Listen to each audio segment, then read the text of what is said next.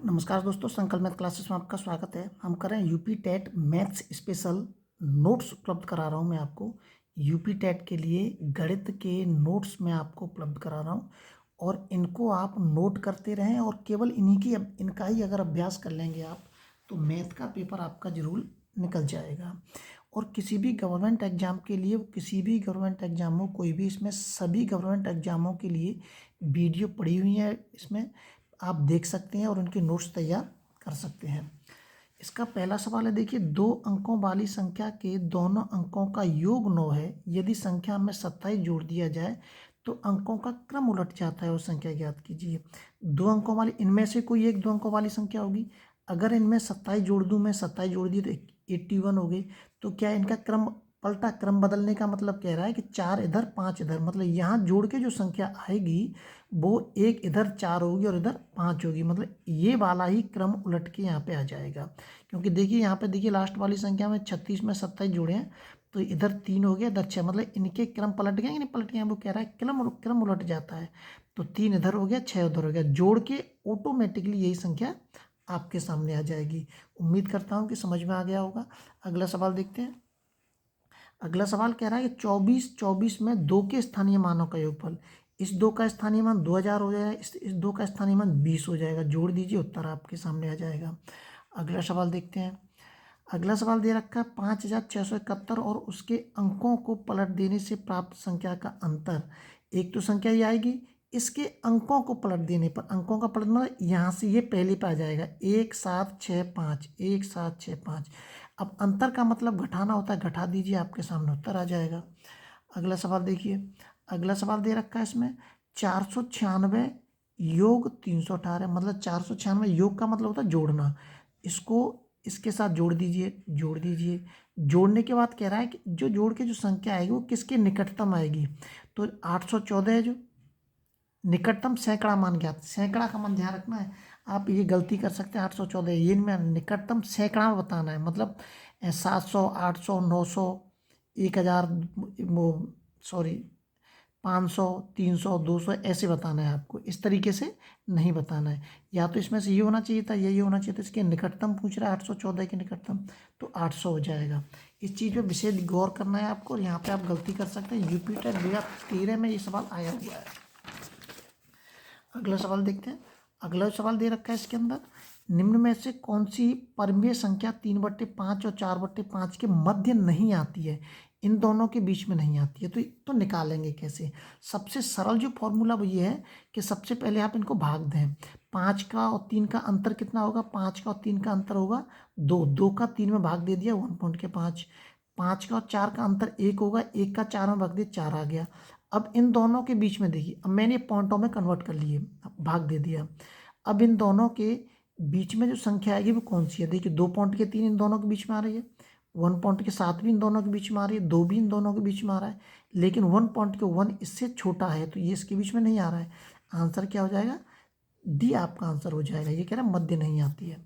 अगला सवाल, सबसे छोटी अभाज्य संख्या, सबसे छोटी अभाज्य संख्या 2 होती है। एक ना तो भाज्य संख्या है ना ही अभाज्य संख्या है। और सबसे छोटी सम अभाज्य संख्या 2 होगी, सबसे छोटी अभाज्य संख्या 2 होगी और सबसे छोटी विषम अभाज्य संख्या 3 होगी। ये विशेष ध्यान रखना है आपको। सबसे छोटी विषम अभाज्य संख्या क्या होगी? 3 होगी। एक ना तो भाज्य होती है ना ही अभाज्य होती है। आगे कह रहा है किसी 2 अंकीय संख्या के अंकों का गुणनफल 6 होना चाहिए। मतलब यहाँ जो दे रखे हैं ये पॉइंट, इनके दोनों अंकों का अगर मैं गुणा करूँ तो गुणा करके 6 आना चाहिए। तो देखिए 6 गुण 6 तो 5 15, तो ये 2 तो ऑटोमेटिकली खत्म हो गई। इसका मतलब इन दोनों में से कोई एक आंसर हो सकता है हमारा। फिर कह रहा है उस संख्या में 9 जोड़ दिया जाए। 9 जोड़ दिया, जोड़ देने से प्राप्त जो संख्या होती है उसके अंकों के स्थान बदल जाते हैं, वही वैसे ही बिल्कुल। 15 आगे तो क्या यहाँ पे 1 6 आया, मतलब ये संख्या जोड़ के यहाँ पे कितनी आनी चाहिए थी? ये आनी चाहिए थी इतनी, जोड़ के ऐसे क्रम पलट के आनी चाहिए थी। जो ऐसा नहीं हुआ है इसका मतलब ये गलत है, इसका मतलब ये सही होगा। इसमें 9 जोड़ दिए तो देखिए इसके क्रम आ रहा है ना पलट के, 2 इधर आ गया, 3 इधर आ गया, तो इसका मतलब डी ऑप्शन आपका इसमें एकदम सही है। अगला देखिए, मैं जल्द से जल्दी आपको सारे नोट्स उपलब्ध करा दूंगा और इनका ही अभ्यास करते रहें केवल आप। अब देखिए ये प्रश्न जैसे आपके सामने दिया है पेपर में, जैसे है वैसे ही आपके सामने रखा हुआ है। यहाँ रखा हुआ दहाई, तो दहाई की जगह क्या होता है 10 होता है, तो यहाँ पर 10x हमने मान लिया अपनी तरफ से। अपनी तरफ से मानने के बाद इसकी आप जैसे ही कैलकुलेशन कर देंगे उत्तर आ जाएगा। देखिए केवल कुछ तो नहीं किया, दहाई क्या होता है 10, तो 10x मान लिया, x अपनी तरफ से मान लिया, तो इसकी कैलकुलेशन करके आपके सामने उत्तर आ जाएगा। कैलकुलेशन करना तो आना ही चाहिए। पाई क्या है, पाई एक अपरिमेय संख्या, क्षमा चाहूँगा अगर पिछली वीडियो मेरे अगर कोई शायद एक वीडियो में मेरे से निकला था कि परिमेय संख्या है, लेकिन ऐसा नहीं है, गलती से हो गया होगा वो। ये पाई क्या है, पाई एक अपरिमेय संख्या है, ये विशेष ध्यान रखना है। पाई एक अपरिमेय संख्या है। इनमें से कौन सा सही है? अब देखिए इसमें से आपको ध्यान से समझना है, इसमें एक छोटी सी चीज़ है जो आपको इसमें समझनी है। ये संख्या बड़ी है, जो संख्या सब बड़ी होगी अगर उसके सामने माइनस का चिन्ह लग रहा है तो समझ लेना वो संख्या सबसे छोटी मानी जाएगी। ये एक से भी छोटी मानी जाएगी। फिर ये एक से भी छोटी। अब यहाँ पे गलत क्यों है? क्योंकि ये बड़ा वाला चिन्ह इस इधर खुल रहा है, जबकि बड़ा चिन्ह दोनों चाहिए इधर खुलना चाहिए था, क्योंकि 15 बड़ा है इस -16 से। ऐसे ही जगह पे ये बड़ा है इससे, ये 16 बड़ा है इससे, इसका मतलब ये भी गलत है। एक बड़ा है 16 से क्योंकि ये माइनस में है। यहाँ पे देखिए -3 बड़ा है 16 से, तो ये सही है, इसका मतलब ये आंसर सही है आपका। 10,000 10 इकाई, और ये देखिए वैसे लिखा हुआ है 10,000 10 दहाई और 10 दहाई, 10 इकाई 10 दहाई, ये आ गया। इसको लिखना आपको गौर किस पर करना है कि ये मैंने जो अंकों में कन्वर्ट किए हैं ये वाली चीज़, और अंकों में कन्वर्ट करके ये सामने आपके आए 3, इन पे गौर करना है। बस जोड़ तो आप लेंगे ही। गुणात्मक प्रतिलोम का मतलब होता है व्युत्क्रम, मतलब उल्टा। मतलब इस संख्या में मैं ऐसी कौन सी संख्या से गुणा कर दूं कि उत्तर हमारा 1 आ जाए। गुणात्मक प्रतिलोम में ध्यान रखना है, या इसको कह सकते हैं आप व्युत्क्रम। तो इसमें किससे, इस वाली संख्या से अगर मैं इसमें गुणा करूंगा तो उत्तर काट पीट के कितना आ रहा है, 1 आ रहा है। मैंने यहाँ पे कैलकुलेशन करके आपके सामने दिखा दिया है। गुणात्मक प्रतिलोम का मतलब ध्यान रखना है 1 होता है गुणात्मक प्रतिलोम का मतलब। आप इनके नोट्स जरूर तैयार करते रहें, इन्हीं से हो जाएगा आपका काम। 10,000 10 100 10 दहाई। अब देखिए जो हिंदी में लिखा हुआ है इसको मैंने अंकों में कन्वर्ट किया है ना। देखिए 10 100 का मतलब 1,000 होता है, 10 दहाई का मतलब 100 होता है। ये आपको याद ध्यान रखने हैं।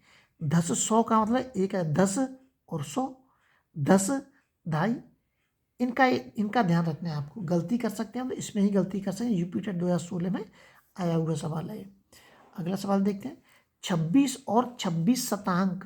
अब आपको ये ध्यान रखना है, सीटेट 2015 में आया है।